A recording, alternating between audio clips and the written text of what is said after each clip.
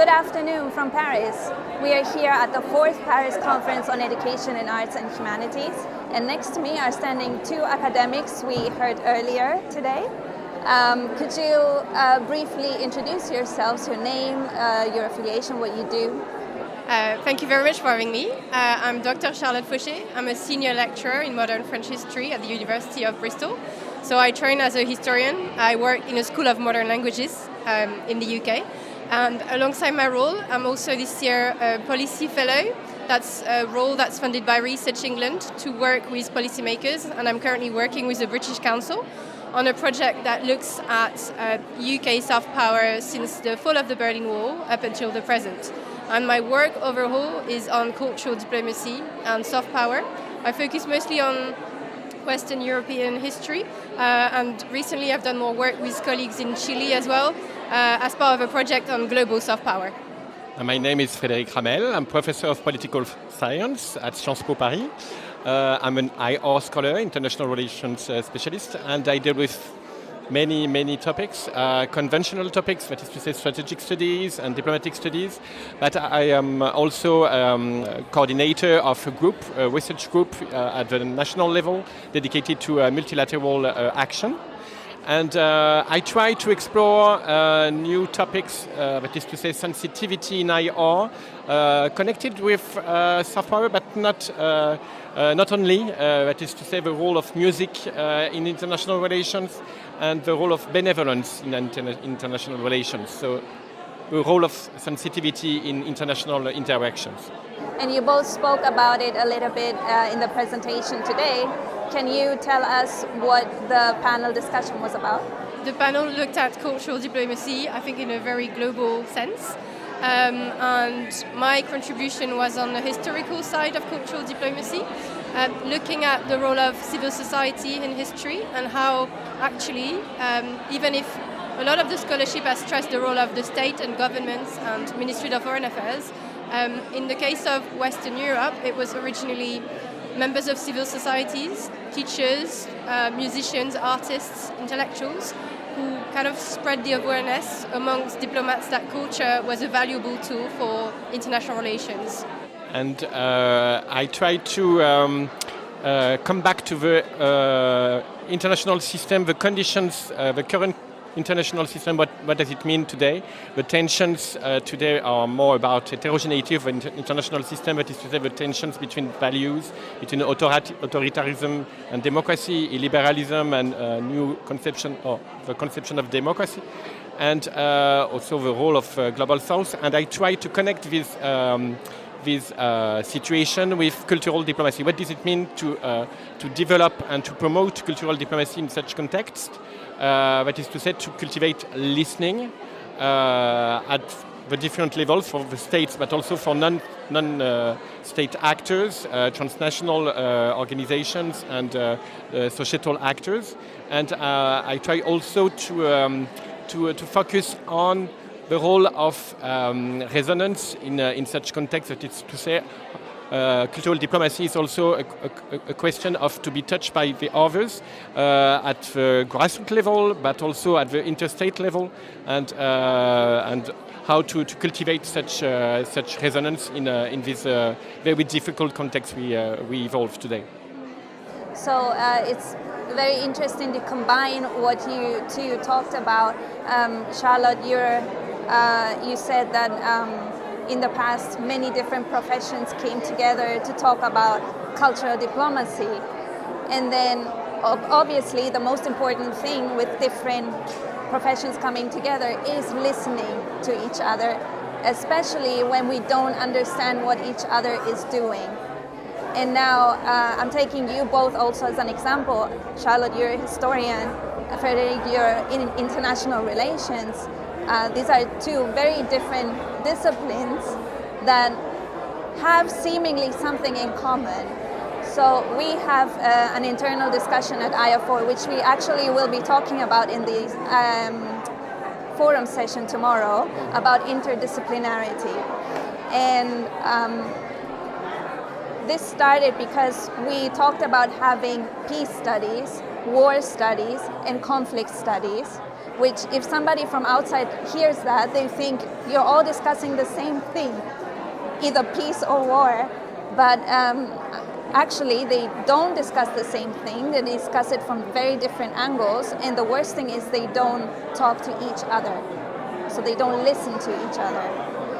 But today we had you two from two different disciplines on a panel, and then we also had two ambassadors on the panel, which showed by example that there's merit in interdisciplinarity and intersectionality. So in your opinion, what can we do more to encourage more interdisciplinary dialogue?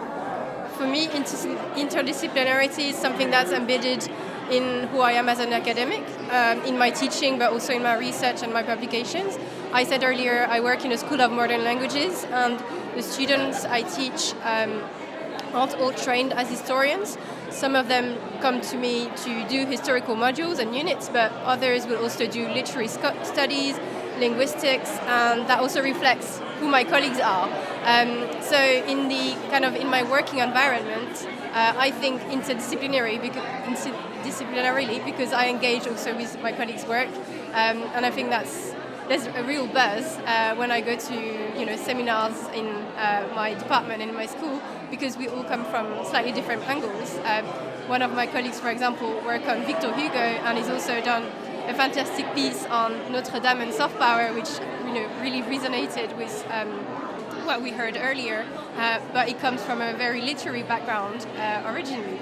So I think there's so much kind of different ways of thinking about the humanities that you get when you bring all of these different scholars together. And then in my work on cultural diplomacy and soft power, I mentioned earlier that I've just co-edited a book with two colleagues who are based in Chile, and this book is called Soft Power Beyond Nation. So thinking about soft power and cultural diplomacy in a transnational way. And in the introduction, we did a lot of work to engage with international relations and think about what, as historians, we're bringing, what's distinctive about our approach, our historical approach to soft power, but also what we can, borrow and how we can establish dialogues with concepts that have been developed by political scientists. Obviously, Joseph Nye is the founding father of soft power, so that's the obvious starting point for us as historians. But also to think about international relations, interest in power and in measuring soft power and the impact of soft power. That's perhaps not something that historians focus on so much. So what can we learn from having specific case studies on, say, a Chilean artist who went to China in the post-Second World War period, and this kind of transnational and transcultural connections that we've identified through specific case studies. So that's how I work and teach in an interdisciplinary way. I had a very stimulating experience with historians. I think that political science and history is it is a good way to explore the bridges. And it was dedicated to musical diplomacy. And we finally recognize that we speak the same language. And I think that about your question, how could we improve interdisciplinary, meaning that how we could share the same language. And after that, to organize some spaces in order to improve the dialogue. And finally, we decided to focus on the notion of scene, musical scene, and how the state and non-state actors are part of these scenes historically. And after this good experience with two friends, they were colleagues but became friends. Finally, interdisciplinary, you can go beyond professional activities. And we decided to explore the notion of sound world. And again, we come back to what does it mean, a sound world, for historians and political scientists. And we published in a peer review this special issue, and it was very stimulating because we share the same language, and after we have some spaces. Even though it's very difficult, if you want to have a position today, you have to you have to be identified as a member of a discipline, and for a young generation, it's more and more difficult. For instance, in France, we have in the CNRS, that is to say the branch of the Ministry of Research dedicated to research, where you have new section dedicated to non-disciplinary, to welcome some colleagues who try to explore such path finally. Based on that question, how can, you were obviously on a panel with two ambassadors today, and that was one example, but how can professionals and academics work together?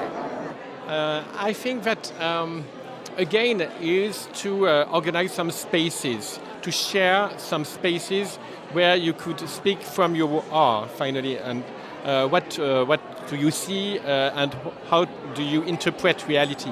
I have another example here in France, even though, of course, it's difficult because the elites are not trained in the same institutions. We have the Grande École and universities. And it's true that the diplomats, for instance, and political leaders are trained in the Grande École and not universities. So there are some tensions in that and a problem of recognition. But if we go beyond such tension, you have some spaces, for instance, a structure inside the French Ministry of International Affairs, a center dedicated to the think tank of the Quai d'Orsay, welcome scholars on different topics, area studies or issue studies or issue in the international system, and they are invited to share their findings, and it is not a way to become a diplomat as scholars, but to participate in the brainstorming in order to elaborate a position or an interpretation of such of an event.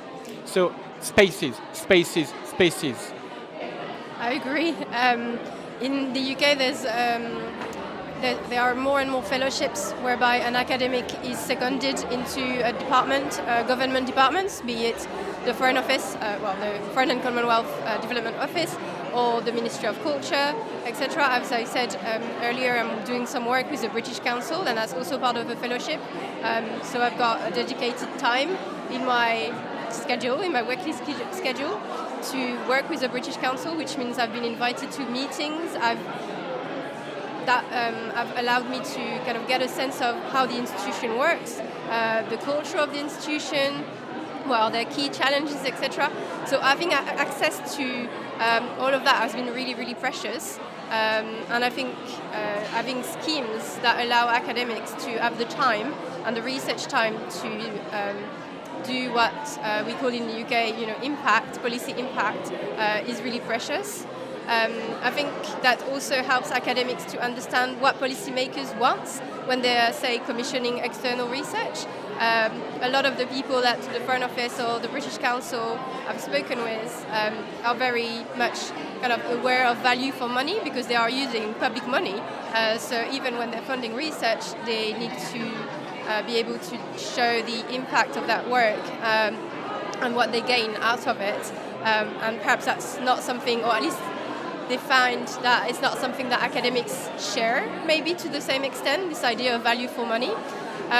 Time and accessibility I found also really important, being able to produce and publish research that is open access, which means that civil servants will be able to find it and understand it. And perhaps in terms of time, there's also the question of, academic publication take a lot of time and research takes a lot of time.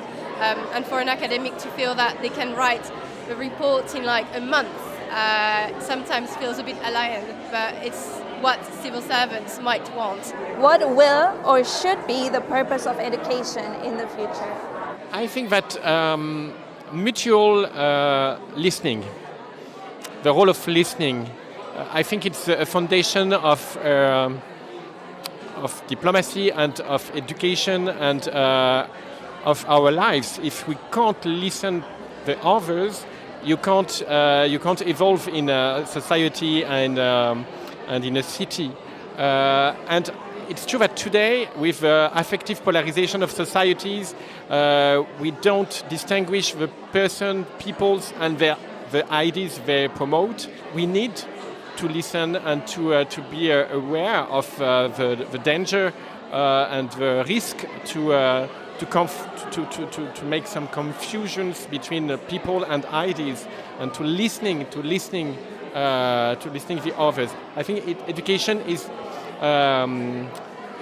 a way to welcome the others and to be curious and not to be sure of what we know.